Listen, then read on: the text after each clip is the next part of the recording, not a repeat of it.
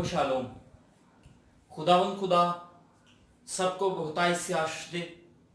वो परमेश्वर महान है, जीवित है, जलाली है। तो जैसे कि हम विश्वास के बारे में सीख रहे हैं, तो आज हम एक नया विषय सीखेंगे। तो उस विषय का नाम है विश्वासियों की समस्या आशीष का कारण। तो विश्वासियों के ऊपर जितनी भी समस्याएं आती हैं, वो विश्वासियों के लिए आशीष का कारण होती हैं। वो कौन से विश्वासी होते हैं जिनके ऊपर समस्याएं आती हैं और उनके लिए आशीष का कारण होती है? इस बात को अब समझे। बहुत से विश्वासी होते हैं जो गालियां निकालते हैं, गलत काम करते हैं और उनके ऊपर समस्याएं आती हैं, तो वो बोल देते हैं कि परमेश्वर की ओर से है, हमारे ऊपर, हमारे लिए आशीष का कारण है। ऐसा नहीं है। विश्वासियों के ऊपर कौन सी समस्याएं आती हैं और जब वो समस्याएं बीत जाती हैं तो उनके लिए आशीष का कारण होती हैं। ऐसे हम देखते हैं पवित्र शास्त्र बाइबल में से यूसुफ नामक एक युवक था, एक नौजवान था, जो खुदावंद के वचन में रहता था, परमेश्वर के वचन में रहता था और परमेश्वर दर्शनों में उसके साथ बातचीत करता था। तो क्या हुआ? तो हम पढ़ेंगे उत्पत्ति की किताब और उसका 37 अध्याय और उसका 8 वचन। तब उसके भाइयों ने उससे कहा, क्या सचमुच तू हमारे ऊपर राज्य करेगा, या क्या सचमुच तू हम पर प्रभुता करेगा? हाँ जी। इसलिए वह उसके स्वप्नों और उसकी बातों के कारण उससे और भी अधिक बैर करने लगे। यूसुफ के भाई, हम यूसुफ के बारे में सीखेंगे। ये एक ऐसा विश्वासी है, इसके अंदर एक इतना बड़ा विश्वास था, इतनी बड़ी दृढ़ता थी, इतनी समस्याएं आई यूसुफ के ऊपर, इतनी बड़ी बड़ी समस्याएं यूसुफ के ऊपर आई, लेकिन वो हिला नहीं। इतनी जबरदस्त समस्याएं उसके ऊपर आई। उसके भाई जो थे उससे वैर करते थे, नफरत करते थे। क्यों नफरत करते थे? क्योंकि वो उनको बताता था, परमेश्वर यूसुफ को दर्शन देता था, वो दर्शन दिखाता था, आने वाले समय की बातें जो थी वो परमेश्वर उसके ऊपर प्रकट करता था, और उसके भाई जो थे वो उससे नफरत करने लगे। वो विश्वासी जो था, परमेश्वर उसके साथ बात करता था, परमेश्वर आने वाले समय को यूसुफ के ऊपर प्रकट करता था, और जब वो अपने भाइयों को बताता तो भाई उसके साथ नफरत करने लगे, उससे बैर रखने लगे। ये मेरा पहला पॉइंट है। विश्वासियों के साथ बहुत से लोग नफरत करेंगे, वैर करेंगे, और यहां पर ये विश्वासी जो है वो उनको कुछ भी नहीं बोलता, ना गाली देता है, ना झगड़ा करता है, ना वो तलवार उठाता है, ऐसा कुछ भी नहीं करता। उसके भाई उसके साथ नफरत करते हैं, उसके भाई उसके बरखिलाफ हैं। क्यों?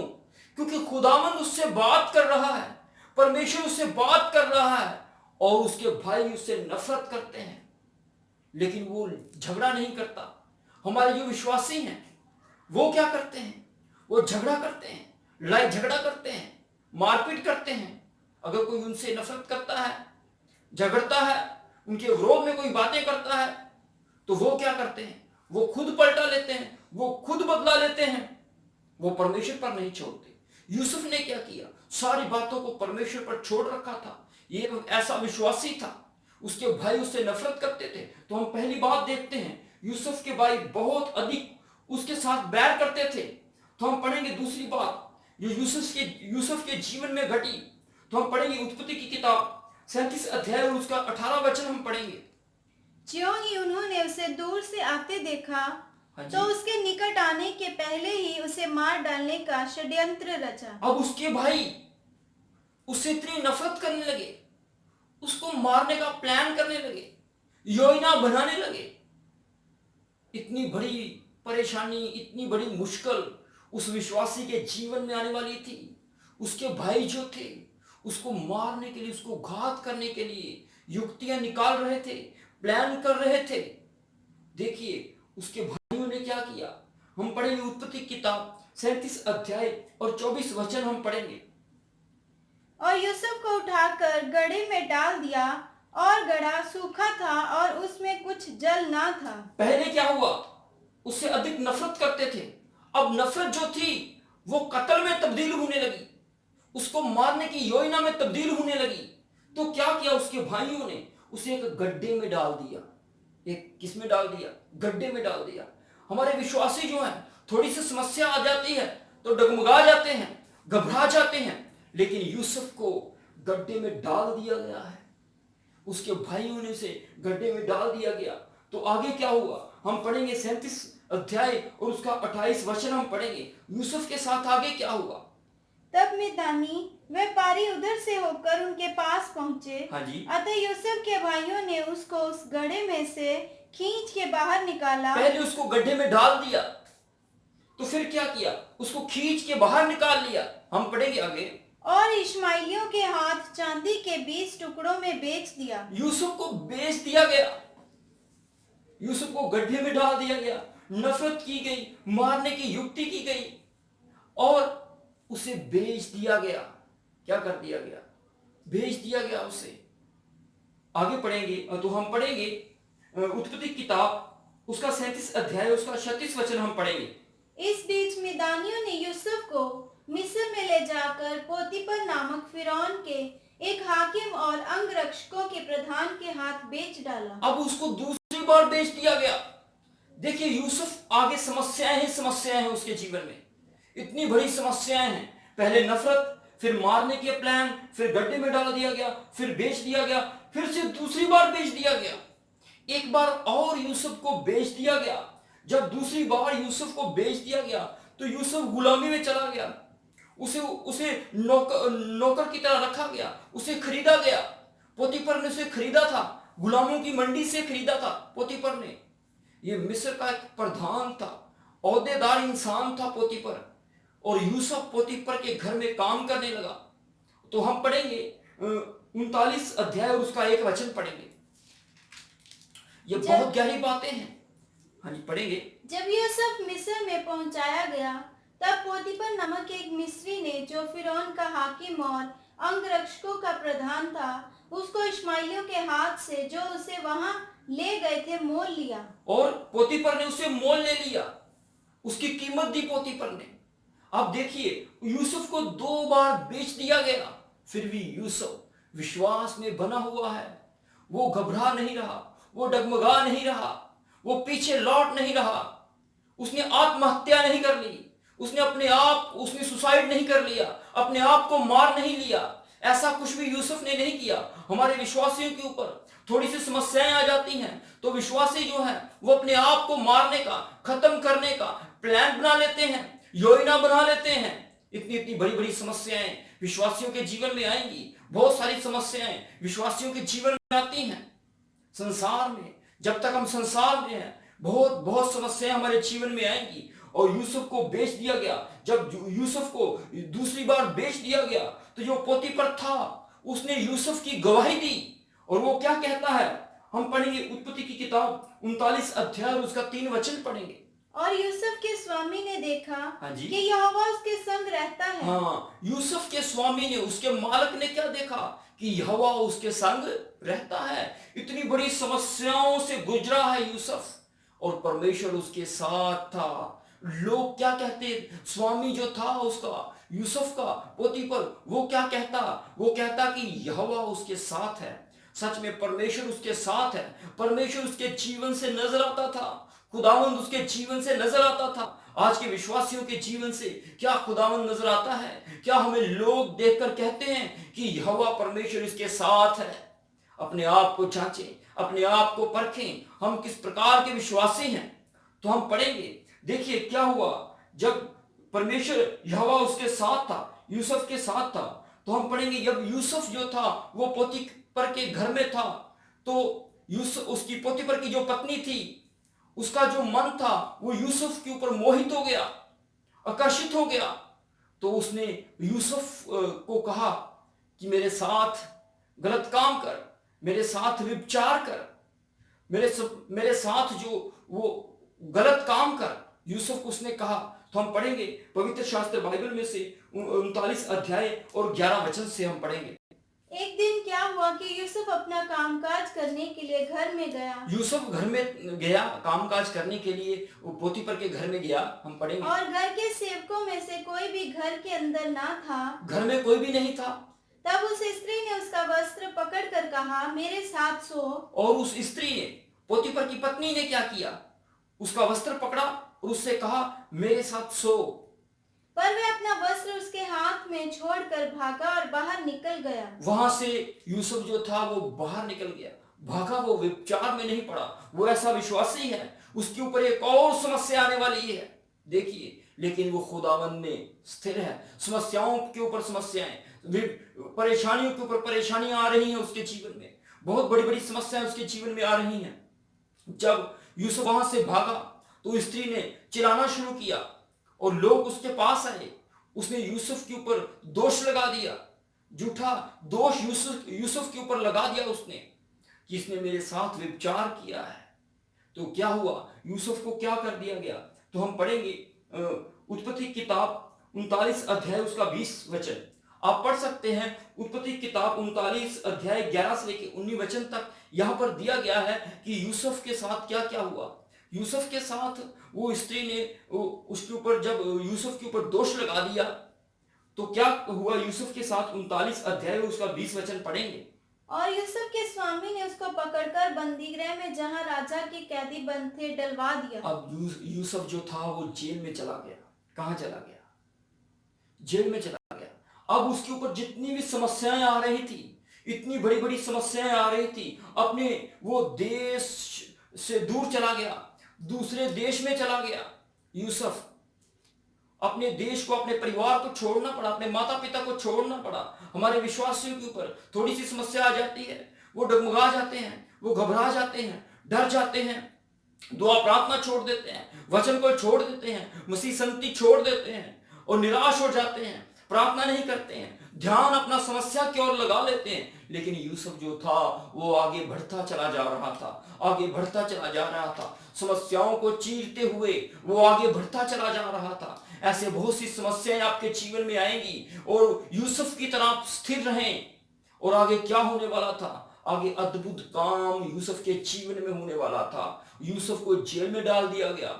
जब यूसुफ को जेल में डाल दिया गया तो खुदावन उसके साथ था, खुदावन का प्रकाश उसके अंदर था, खुदावन की अद्भुत सामर्थ्य उसके अंदर थी। वो सामर्थ्य से भरता चला जा रहा था, भरता चला जा रहा था। जितनी समस्याएं आपके जीवन में आएंगी, आप पवित्र आत्मा में और ज्यादा परिपूर्ण होते जाएंगे, पवित्र आत्मा की सामर्थ्य में आप परिपूर्ण होते जाएंगे। जितनी भी समस्याएं आपके जीवन में आती जाएंगी, तो यूसुफ को जो था वो जेल में डाल दिया गया। तो अब क्या हुआ? वहां के राजा को, फिरौन को एक सपना आया। तो पूरे राजमहल में कोई भी ऐसा नहीं था जो उसका अर्थ बता सके, उसकी जो उसे स्वप्न आया था उसका वो अर्थ बता सके। कोई भी वहां पर ऐसा नहीं था जो उसके स्वप्न का अर्थ बता सके। लेकिन केवल एक यूसुफ था। यूसुफ को फिरौन के पास बुलाया गया और यूसुफ ने फिरौन के सारे स्वप्न का अर्थ यूसुफ को बता दिया। यूसुफ को कैसे फिरौन के पास लेकर जाया गया, हम पढ़ेंगे उत्पत्ति की किताब 41 अध्याय उसका 14 वचन हम पढ़ेंगे। तब फिरौन ने यूसुफ को बुलवा भेजा, हाँ जी। और वे झटपट बंदीगृह से बाहर अब निकाला यूसुफ गया। बंदीगृह से बाहर निकल आया है। अब अद्भुत काम होने वाला है। परमेश्वर अब यूसुफ को क्या करने वाला है? इस्तेमाल करने वाला है। खुदावंद उसे इस्तेमाल करने वाला है। आप ऐसे इस्तेमाल नहीं होंगे। खुदावंद आपके जीवन में एक गवाही को खड़ा करेगा। यूसुफ के जीवन में खुदावंद ने एक बड़ी गवाही को खड़ा किया। यूसुफ को कैद खाने में रहना पड़ा, अपने परिवार को छोड़ना पड़ा, अपने घर को छोड़ना पड़ा, क्योंकि परमेश्वर उसे इस्तेमाल करना चाहता था। अगर आपके जीवन में समस्याएं आ रही हैं तो समझें खुदावंद आपको इस्तेमाल करना चाहता है।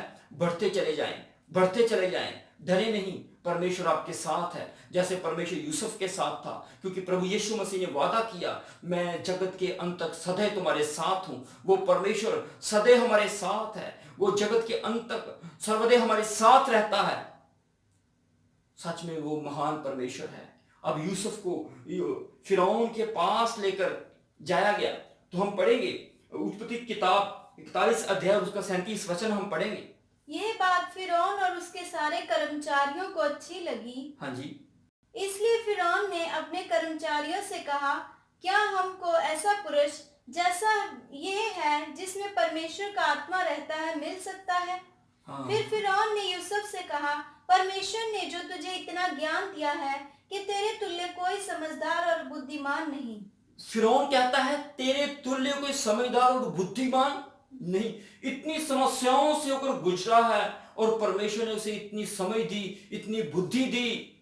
खुदावन महान है, वो परमेश्वर महान है। और यूसुफ था। हम आगे पढ़ेंगे। इस कारण तू मेरे घर का अधिकारी होगा और तेरी आज्ञा के अनुसार मेरी सारी प्रजा चलेगी। और फिरौन ने कहा तेरी आज्ञा के अनुसार मेरी सारी प्रजा चलेगी। इतनी बड़ी आशीष खुदा दे रहा है यूसुफ को। इतने लंबे अरसे के बाद, इतने लंबे सफर के बाद, इतनी समस्याओं से गुजरने के बाद खुदा अद्भुत योजना को पूरा कर रहा है। और खुदावन क्या कर रहा है हम आगे पढ़ेंगे। फिर फिरौन ने यूसुफ से कहा, सुन, मैं तुझको मिस्र के सारे देश के ऊपर अधिकारी ठहरा देता हूँ। और यूसुफ को मिस्र के पूरे देश के ऊपर अधिकारी ठहरा दिया गया। यूसुफ राजा बन गया, वो प्रधानमंत्री बन गया था। देखिए वो कहां से गुजरा है। वो उसने बहुत उसके साथ नफरत की गई, उसे मारने का प्लान किया गया, उसे गड्ढे में डाल दिया गया, उसे बेचा गया, उसे दूसरी बार बेचा गया और उसकी गवाही दी गई कि परमेश्वर उसके साथ है। वो विश्वासी ऐसा विश्वासी था, उसके ऊपर जितनी भी समस्याएं आई उसके लिए बहुत बड़ी आशीष लेकर आई। जितनी भी समस्याएं आपके ऊपर आएंगी, लोग आपके बरखिलाफ हो जाएंगे, लोग आपसे नफरत करेंगे, समझ लें आने वाले दिनों में परमेश्वर आपको बहुत बड़ी आशीष दे रहा है। सच में वो खुदावंद महान है, वो जीवित है, वो जलाली परमेश्वर है जो हमारे जीवनों में अद्भुत काम करता है। वो परमेश्वर हमें कभी नहीं छोड़ता। यूसुफ जो था वो जेल में चला गया था, लेकिन परमेश्वर ने उसे नहीं छोड़ा। अगर हमारे विश्वासी ऐसे सोचते हैं, अगर जेल में चले जाएं तो कहते हैं शायद परमेश्वर ने हमें छोड़ दिया है, खुदावन ने हमें छोड़ दिया है। नहीं, परमेश्वर कभी नहीं छोड़ता है। उसने वादा किया है। अपने जीवन में इस बात को समझें, इस वचन को समझें कि खुदावन आपको तैयार कर रहा है एक बड़ी योजना के लिए, एक बड़े प्लान के लिए। खुदावन आपको तैयार कर रहा है एक बड़ी सेवकाई के लिए। परमेश्वर आपको तैयार कर रहा है। जितनी बड़ी समस्याएं आपके जीवन में आएंगी, परमेश्वर उतनी बड़ी सेवकाई आपसे लेगा, उतना बड़ा काम आपसे लेगा। जितनी बड़ी समस्याएं यूसुफ के ऊपर आई, परमेश्वर ने उतना बड़ा काम यूसुफ से लिया, उतनी बड़ी सेवकाई यूसुफ से ली। अपने आप को विश्वास में बनाए रखें, घबराए नहीं। वो परमेश्वर हमारे साथ है। वो यहोवा परमेश्वर, वो प्रभु यीशु मसीह हमारे साथ है। उसने वादा किया है, मैं जगत के अंत तक सदा तुम्हारे साथ रहूंगा। वो प्रभुओं का प्रभु है। जैसे यूसुफ जो था इतनी समस्याओं से गुजरा और वो राजा बन गया। तो जब हम उठा लिए जाएंगे, स्वर्ग जाएंगे, प्रभु के साथ रहेंगे, तो वचन कहता है वो प्रभुओं का प्रभु है और राजाओं का राजा है। तो राजे कौन होंगे?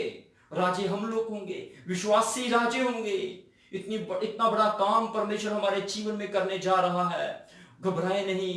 समस्याएं आएंगी, विश्वासी के जीवन में समस्याएं आती हैं, लेकिन आने वाले समय में आपके लिए बहुत बड़ी आशीष रखी हुई है। बहुत बड़ी खुदावंद की योजना आपके जीवन में है। खुदावंद ने आपके लिए बहुत अच्छा इंतजाम किया है। स्वर्गीय पिता आपको इस वचन के द्वारा बहुत सी आशीष दे। सबको जय मसीह की शालोम।